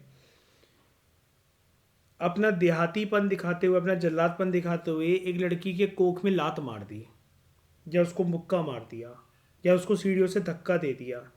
अब उसकी हेल्थ, और मान लो कि वो 8 महीने प्रेग्नेंट थी या 9वां महीना उसका चल रहा था, किसी भी वक्त बेबी हो सकता था।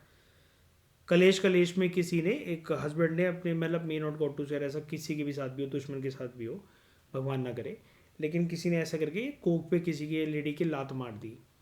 अब यहाँ पर क्या है कि कॉम्प्लिकेशन बहुत ज़्यादा बढ़ जाएंगी, और चलो वो बच गई लेकिन बेबी मर गया, तो क्या वो इस सदमे को कभी भुला पाएगी कि 1 महीने के बाद या कुछ दिन के बाद उसका बेबी होने वाला था, और ऐसा ऐसा करके घर के मेंबर्स की वजह से या किसी की वजह से ऐसे ऐसे करके उसका बेबी चला गया। तो उसकी साइकोलॉजिकल हेल्थ ना बिगड़े, और फ्यूचर में मान लो मतलब किसी ने कलेश वगैरह ना करके नॉर्मली वो कहीं से फिसल गई, गिर गई थी, स्कूटर से गिर गई, स्कूटी से गिर गई, कुछ हो गया ऐसा उसके साथ, लेकिन बेबी नहीं बच पाया। कुल मिलाकर बात ये 100 बातों की बात, बेबी नहीं बच पाया, और बेबी कुछ दिनों के अंदर या कुछ हफ्तों के अंदर होने ही वाला था। तो यहाँ पर उस औरत को एक सदमा लगता है, एक धक्का लगता है, और दूसरी बार हो सकता है कि वो बेबी प्लानिंग करने से पहले, फैमिली प्लानिंग करने से पहले 100 बार सोचे, वो इतनी जल्दी रेडी हो ही ना पाए, है ना। और ऐसा कहा जाता है कि when you are planning a baby, when you are into that intercourse sexual activity, you should be free in your mind, तभी जाकर एक अच्छा जो मतलब एक कंसीविंग की जो प्रक्रिया होती है तभी वो बेटर तरीके से हो पाती है। अगर आपके मन में उस टाइम पर कोई गिल्ट है, सोच विचार है, दुखी हो आप, तो वो फिर कंसीव नहीं हो पाएगा। It is then just like having normal sexual intercourse. तो ये सब चीज़ें बहुत मैटर करती हैं, because ultimately you are giving birth to a fresh organism from your body. और अभी साइंटिस्टों की एक डिस्कवरी हुई थी, मैंने कुछ टाइम पहले ग्रुप में भी ये वाली चीज़ बताई थी। साइंटिस्टों ने ये वाली चीज़ अभी ऑब्जर्व कर रखी है दोस्तों, कि जब एक जो ये स्पर्म होता है, जब भी ये किसी एग के साथ, फीमेल के एग के साथ फ्यूज करता है, तो बहुत एक छोटे से लेवल पर एक स्पार्क क्रिएट होता है। बहुत एक छोटे से लेवल पर एक दोस्तों स्पार्क क्रिएट होता है, एक बिजली सी चमकती है। ऑब्वियसली बात है, नेकेड आई से ये वाली चीज़ ऑब्जर्वेबल नहीं है। एक तो रीज़न नंबर वन ये है कि वो पेट के अंदर है सब कुछ, ये प्रक्रिया वॉर्म के अंदर है। लेकिन वैसे भी ये माइक्रोस्कोप से सिर्फ विजिबल है ये वाली चीज़, साइंटिस्टों ने अभी पता लगाया, और ऐसा हर किसी के साथ होता है। ये भी रिसेंट डिस्कवरी है जो इसी साल 2025 में पता लगी है साइंटिस्टों को। तो यानी कि यूनिवर्स भी साइंटिस्टों ने जब ये चीज़ फाइंड करी तो वो हंस रहे थे। उनका ये कहना था कि यूनिवर्स भी मतलब जब ये देखता है कि एक नया एक जीव जंतु यूनिवर्स में आ रहा है किसी के शरीर के माध्यम के थ्रू, तो यूनिवर्स भी उस चीज़ को पटाखे फोड़कर सेलिब्रेट करता है। तो जब एंट्री ही आपकी इतनी धमाकेदार थी कि जब आपके पैदा होने के टाइम पर ये मतलब जब आप बन रहे थे अपनी माँ की कोख के अंदर, आप में सारे इंसान, तो जब आपकी एंट्री ही इतनी स्पार्कल वाली थी कि जितना आपका साइज़ था तब भी पटाखे फूट गए जितने फूटने थे, तो फिर लाइफ के छोटे छोटे परेशानियों से क्या घबराना। यूनिवर्स ने भी आपकी देखो बर्थ को सेलिब्रेट कर ही रखा है पटाखे फोड़कर, जिस टाइम पर आपके फादर का एग और फादर का स्पर्म और मदर का एग जो है वो फ्यूज़ कर रहा था।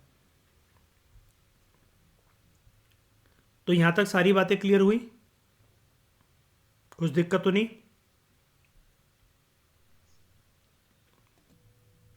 तो दोस्तों ये है वो डिस्कवरी जो साइंटिस्टों ने फाइंड करी थी। When a sperm enters an egg, a burst of light appears marking the creation of life.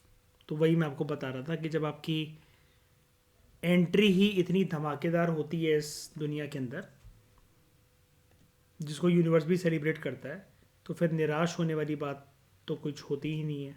ठीक है। और ये सिर्फ उस ना, जैसे एक एग के साथ बड़े सारे स्पर्म जो है वो फ्यूज़ करने की कोशिश करते हैं, लेकिन आपको पता है कि एक ही स्पर्म अल्टीमेटली फ्यूज़ कर पाता है। तो जो स्पर्म अल्टीमेटली एग के साथ अटैच हो जाता है और आगे चल के एम्ब्रॉयो बनाएगा, ये बिजली जो चमकती है, ये स्पार्क जो चमकती है, ये उसी वाले स्पर्म और एग के फ्यूजन के साथ चमकती है, जिससे जो आज के टाइम में मतलब आपका और मेरा अस्तित्व है। बाकी सब लेफ्ट आउट हो गए थे। ओके। तो दोस्तों इस एसएचजी के कॉन्सेप्ट को आप लोगों ने अच्छी तरीके से जान लिया। इसमें बस लास्ट बात मुझे आपको ये बतानी है कि ये जो एसएचजी सर्विसेज होती हैं, ये जो एसएचजी जो सर्विसेज हैं, इसको बेसिकली माना जाता है कि ये एक ग्लोबल गोल है। ये ग्लोबल गोल है, ये एक ग्लोबल गोल है।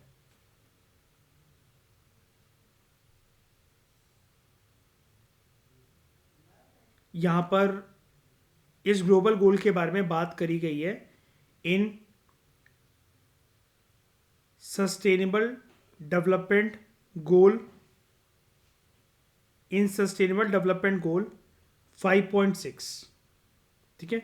एसएस जो ये सस्टेनेबल डेवलपमेंट गोल होते हैं, एसडीजीज जो होते हैं, ये अलग अलग हम जो इकोनॉमिक्स में जो पढ़ते रहते हैं, अलग अलग गोल के अंदर अलग अलग टारगेट्स के बारे में बात होती है। तो इसके बारे में सस्टेनेबल डेवलपमेंट गोल जो नंबर 5 है, उसके अंदर जो क्लॉज इसका 6 है, 5.6 आप उसको कह सकते हो, उसके अंदर ये वाली इसकी बात हो रखी है। ठीक है। और इसको कुछ ऑर्गेनाइजेशंस जो होती हैं, जैसे WHO, वर्ल्ड हेल्थ ऑर्गेनाइजेशन, इन्होंने भी इसको माना है एसएचजी सर्विसेज होनी चाहिए हर एक कंट्री के अंदर। और उसके अलावा एक दूसरी ऑर्गेनाइजेशन है जिसका नाम होता है UNFPA।